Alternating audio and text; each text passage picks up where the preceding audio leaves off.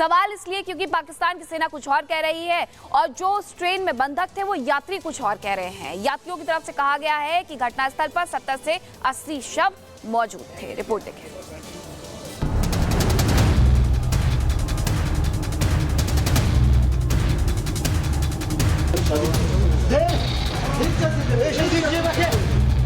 पाकिस्तान में हाईजैक हुई ट्रेन को छुड़ाने का दावा पाकिस्तानी सेना लगातार कर रही है, लेकिन पाकिस्तान की इस पूरी घटना पर झूठे दावे करने का मौका भी नहीं छोड़ रही है। पाकिस्तानी सेना के दावे कितने झूठे हैं, उसके कई सबूत कल से अब तक सामने आ चुके हैं। सबूत के तौर पर यह वीडियो देखिए। वीडियो में कुछ लोग पहाड़ियों के बीच से आते दिख रहे हैं। बताया जा रहा है कि ये वही यात्री हैं जो जाफर एक्सप्रेस में सवार थे, लेकिन गौर करने वाली बात यह है कि जिन लोगों को बचाने का दावा पाकिस्तानी सेना कर रही है, वो लोग तो बिना किसी सुरक्षा के ही वहां से आ गए, जबकि पाकिस्तानी सेना का दावा था कि उसने लोगों को बचाया है।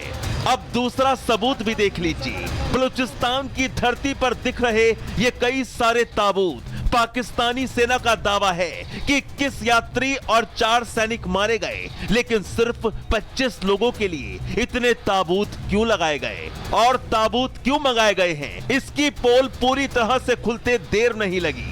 आप लोगों के सामने कितनी लाशें पड़ी हुई थी अंदाजन? तकरीबन होएगी 70-80 तो होएंगी। ट्रेन के अंदर भी जो बिठाए थे वो तो अंदर ही मार रहे। अच्छा, ट्रेन के अंदर ही मार दी।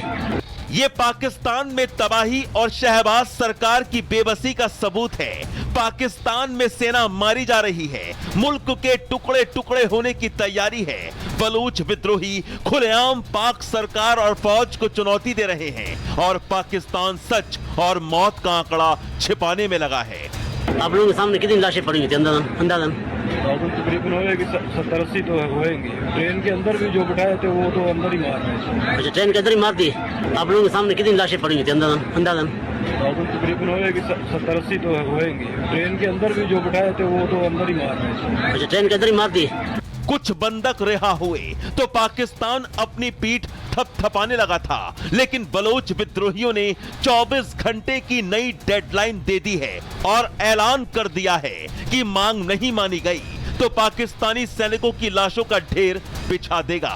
पाकिस्तान की जनता और एक्सपर्ट भी कहने लगे हैं, बारूद हो गया है बलूचिस्तान, अब टुकड़े टुकड़े ना हो जाए Pakistan. Bureau report, Republic Bharat.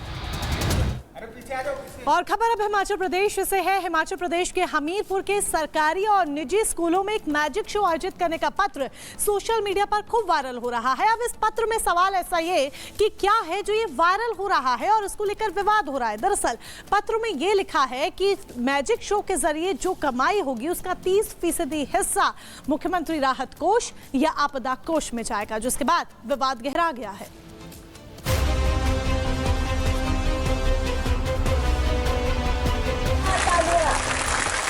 Himachal Pradesh की कांग्रेस सरकार हमेशा से ही अपने फैसलों को लेकर विवादों में फंस जाती है और इस बार मामला भी मैजिक शो से जुड़ा है। हिमाचल प्रदेश की सुक्खू सरकार अपने फैसलों को लेकर लगातार सुर्खियों में है। शिक्षा विभाग हमीरपुर के उप निदेशक के स्कूलों में जादू दिखाकर पैसा सरकार को भेजने की अधिसूचना का है, जिस पर विपक्ष ने सरकार पर हमला बोला है और कहा है कि हिमाचल में सरकार का दिवाला निकल गया है। सरकार एक के बाद एक हास्यास्पद फैसले ले रही है। अब मौका आ गया है कि विधानसभा के अंदर बात करने के बाद विधानसभा के बाहर भी बात करनी चाहिए, इसलिए ये प्रदर्शन 27 मार्च को आयोजित किया जा रहा है। इतनी फजीहत होने के बाद शिक्षा मंत्री रोहित ठाकुर ने नोटिफिकेशन को वापस लेने के आदेश दिए हैं, साथ ही स्पष्टीकरण देने के भी आदेश दे दिए गए हैं।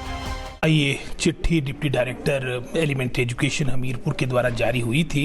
चलो, जादू के शो स्कूल्स में हो उसमें कोई आपत्तिजनक बात नहीं, लेकिन साथ ही साथ डिप्टी डायरेक्टर को इस तरह की चिट्ठी निकालना कोई इसका अर्थ नहीं था।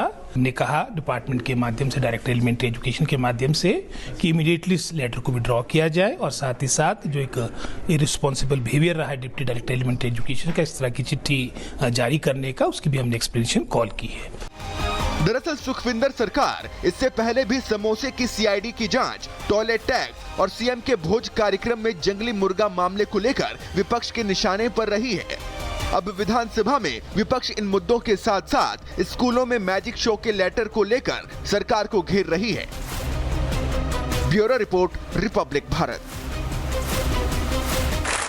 और शराब कारोबार को लेकर के एक नई बहस छिड़ गई है। ये बहस मुस्लिम धर्मगुरुओं की तरफ से छेड़ी गई है, जिसमें मौलाना शहाबुद्दीन रजवी की तरफ से कहा गया है कि कोई भी मुस्लिम शराब का कारोबार नहीं कर सकता है। रिपोर्ट देखिए।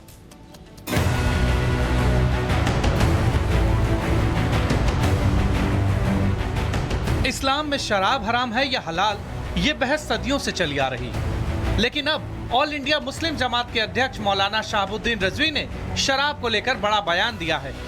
मौलाना शहाबुद्दीन ने शराब के कारोबार को हराम बताते हुए मुसलमानों के नाम से जारी ठेकों के लाइसेंस रद्द करने की मांग उठाई है।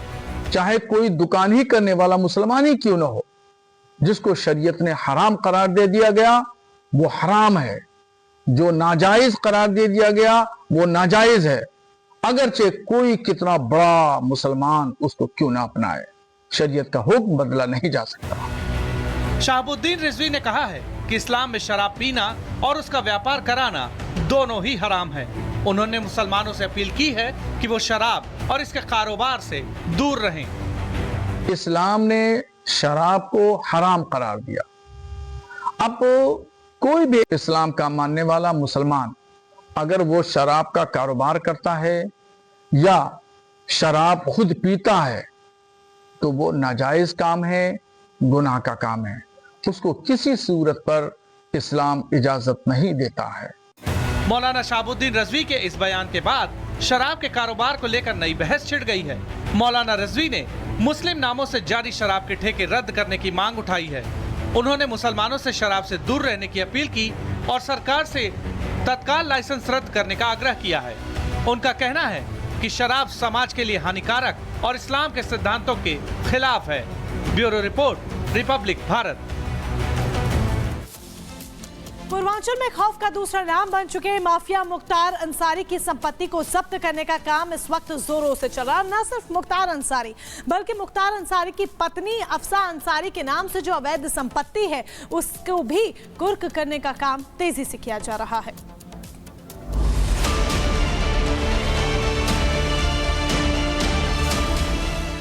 यूपी में योगी सरकार माफियाओं के अवैध कब्जे और संपत्तियों पर लगातार कार्रवाई कर रही है। पूर्वांचल में कुख्यात माफिया डॉन और पूर्व सपा सांसद मुख्तार अंसारी की अवैध संपत्तियों को भी अब योगी सरकार की नीतियों के तहत कुर्क किया जा रहा है। साथ ही मुख्तार के परिवार और रिश्तेदारों के नाम से कब्जा की गई अवैध संपत्तियों को भी नहीं बख्शा जा रहा। मुख्तार की फरार पत्नी के नाम पर दर्ज बेशकीमती जमीन को भी कुर्क किए जाने का फैसला जारी हो गया है। गाजीपुर की एमपी एमएलए